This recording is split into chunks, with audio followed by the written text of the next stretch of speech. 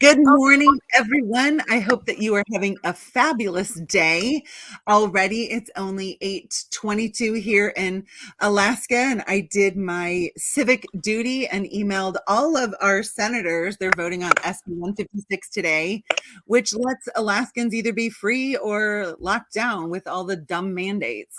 So, Alaskan senators, we're watching you. You better do the right thing and allow us to remain free and practice our own healthcare freedom. So thanks to my friends who reached out to me and gave me all the numbers and all of that kind of stuff. I really appreciate you.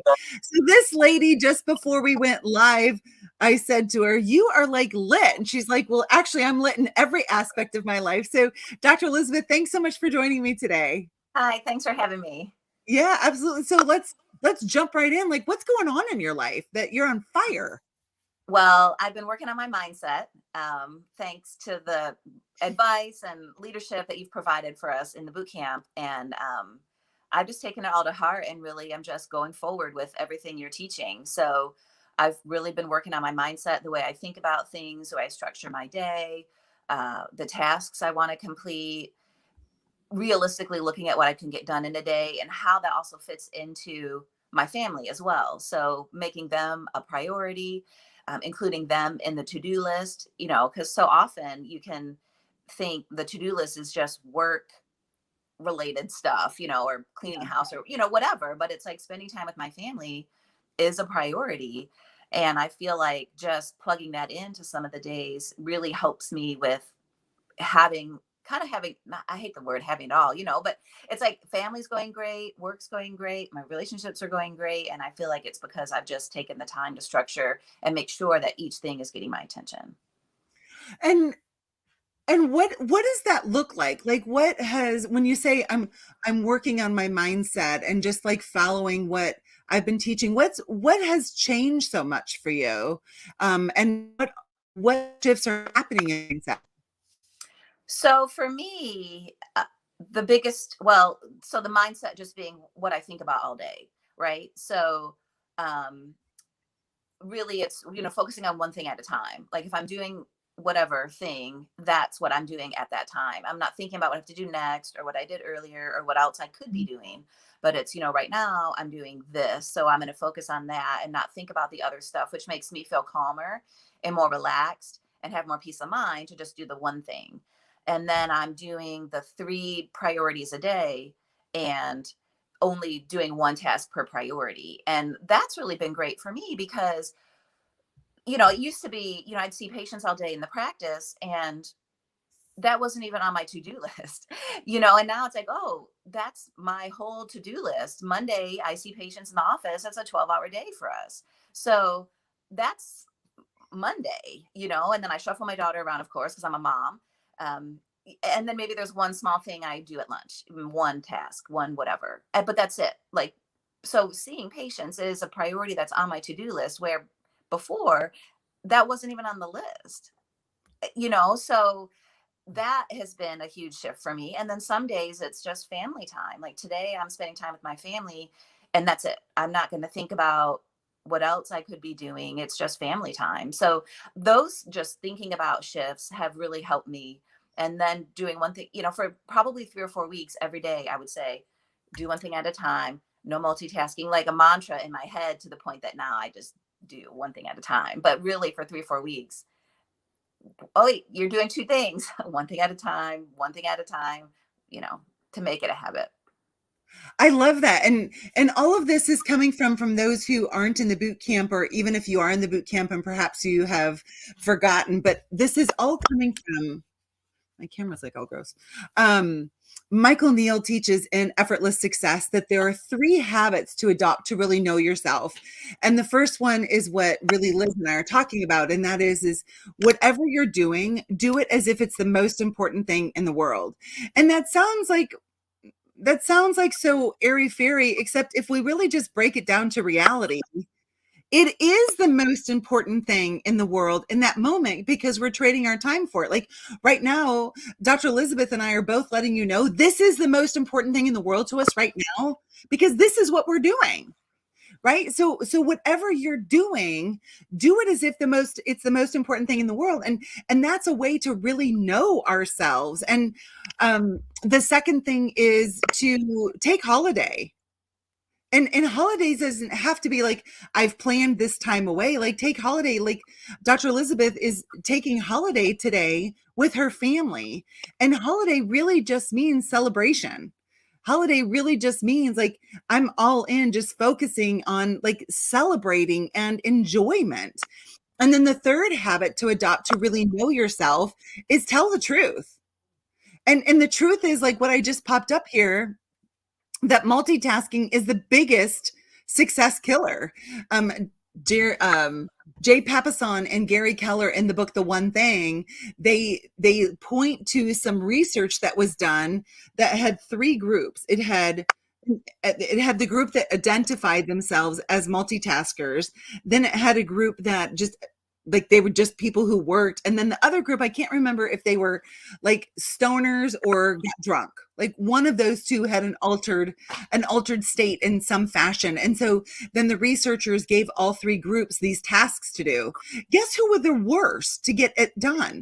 Multitaskers, because they're starting and stopping and starting and stopping and starting and stopping and starting and stopping and have all of this stuff that's going on in their mind while they're trying to get stuff done. So multitasking, and how many years have we all put on a hiring ad like I want a multitasker. Like that would be a reason I wouldn't hire somebody if they'd self-identify as a multitasker, because then I know you're going to be super inefficient. Let's talk for a second about I have the wrong thing up here.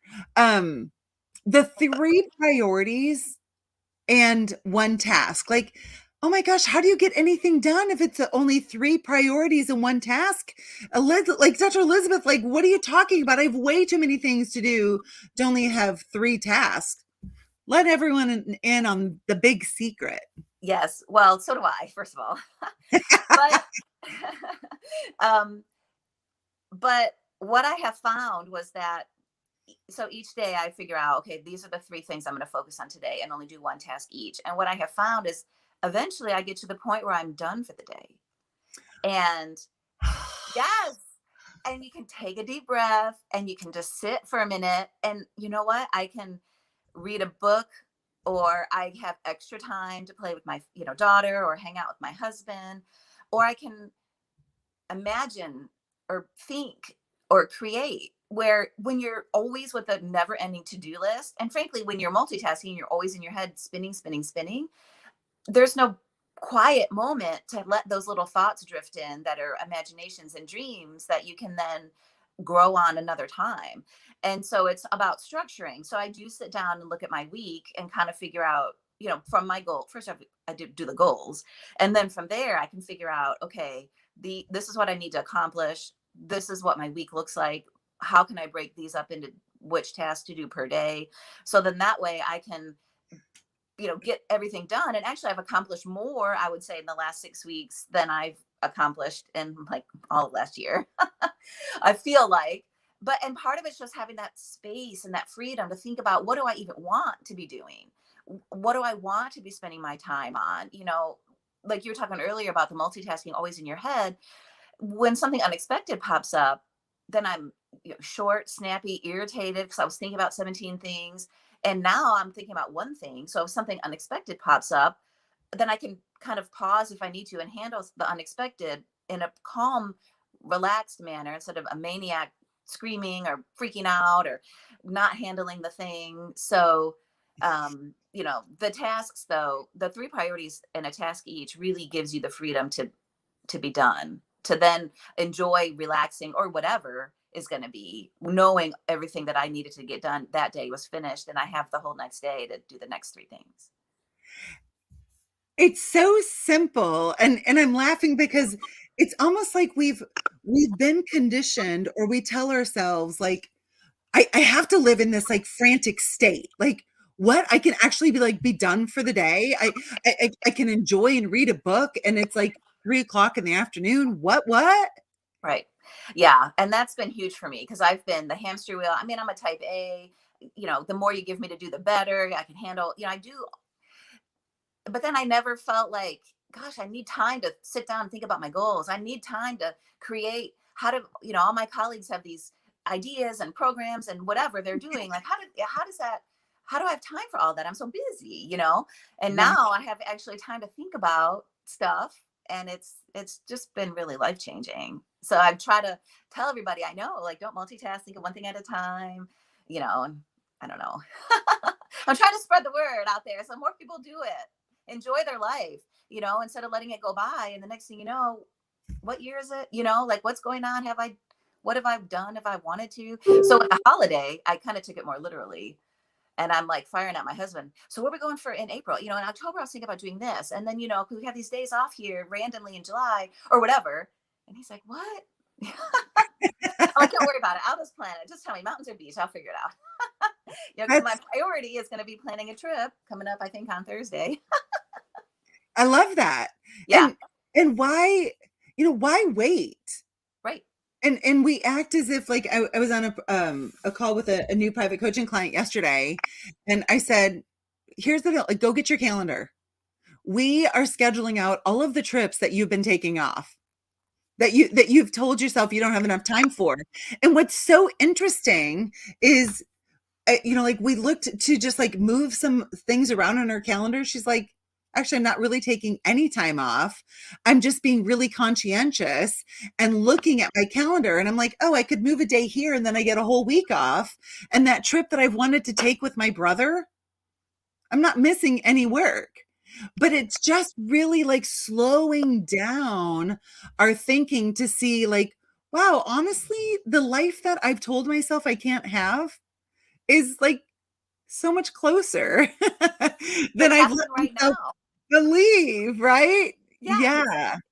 Exactly. And I think, just everything you've had us do this year, like plan our whole year already, like 5 weeks ago or whatever that was, like we already have the year mapped out. That's done. So then I can be high production when I'm there and, off when I'm off, and then go on these trips. Where do we want to go? Like, is planning it this far out, you can actually go wherever you want to. It's not booked. You could design it whatever you want to be. So yeah, it's been great. I mean, everything we've been doing. So I've been trying to educate my patients too. We did a little mindset class, and Oh, yeah, nice. I just pretty much borrowed everything you did and just told them to do it. I hope that you do. It I was hope that you great. do. Yeah. One lady, it like solved some issues she was having with her husband, and another patient. I mean, it's just been the feedback, it's just a trickle effect of the feedback that I've been getting of just trying to help people learn. You can have what you want. You just have to slow down a little and just do one thing at a time, and then you'll get there. And it's like what I have the banner, like, if it's so fun to trade the hamster wheel for the magic carpet ride. And it's not like there's a bunch of work that you have to do. It's really and truly just noticing and understanding that thinking really does create our reality. And if you're watching now and you're like, where are you two even coming from? Like, I get it. I understand. And I recognize it seems completely foreign that we could have more by doing less. It's really true. And I would invite you to start the journey of this understanding with, I'll give you all a couple of authors. Michael Neal, shout out to Michael Neal and his community. So I would start with Effortless Success. He also wrote a book called Creating the Impossible, which is amazing. The Inside Out Revolution, amazing. The Space Within, another amazing book. As well, Michael Singer wrote a book called The Surrender Experiment. Also, I would invite you to look at Sydney Banks, Sydney, Sydney Banks, The Untethered Soul. Like, all of these are really just going to help you see that thinking creates our reality, and that our David Bohm, who was a physicist, said, the quote goes something like this, like, thought makes up our world, and then says, I didn't do it. It's not my fault. Like, it's just thought. And so I just really want to acknowledge you, Elizabeth, and acknowledge you as well for just like how on fire you've been in the boot camp and just supporting everyone and holding space for those who are in the tribe and encouraging them, and in your practice as well. You know, when we're lit, it's amazing what it does in the lives of the people around us, including those that we share a roof with. So Mhm. congratulations for stepping into that place of leadership and inspiration in your business, in our tribe, and at home as well. And here in just a couple minutes, we're going to be starting the Ultimate Marketing Boot Camp. What are you excited about concerning the Ultimate Marketing Boot Camp? I'm really excited about dialing into um, how I want to, I guess, dialing in so I know what I want my practice to look like over the next 10 to 15 years. Um, and, I've kind of just helped everybody all the time with anything. So I do, general chiropractic, I do nutrition. And so I'm excited about kind of maybe pinpointing better how I want to promote the practice, how I want it to grow.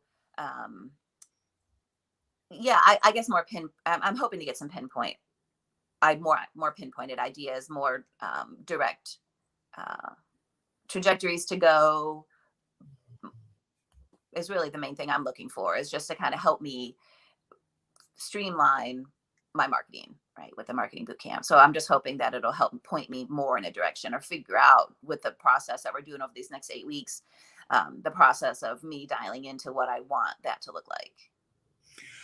You know, I've seen in my own business, as well as, you know, the hundreds of docs in the boot camp, that we can often have our marketing and even our business be puzzle pieces that we never put together to have a picture. And the reason they don't come together is we're not really even clear on our own personal story, our vision and mission and purpose. And you know, it's my CMO Andrea from Legacy Creative, who'll be doing the 3 days live with us on April 7th through the 9th. She's like, you know, we do high-end websites and marketing for global brands. And the most difficult thing for all of them is the About Me page. Right. The About Me page, right? Yes. But people do business with those that we know, like, and trust, right? Well, if we don't even really are clear on our personal story, and therefore our message, and like Simon Sinek talks about, our why, what's going on? Like, we just have all of these pieces all over the place, and we struggle with hiring great talent. We struggle with keeping great talent. We struggle with really even knowing, who are we in the marketplace? And we think just because we've defined our niche, that's all that we have to do. No, no, no, no, no. When we get really clear on our message, it helps ourselves, our team, and our people go, that's where I'm going.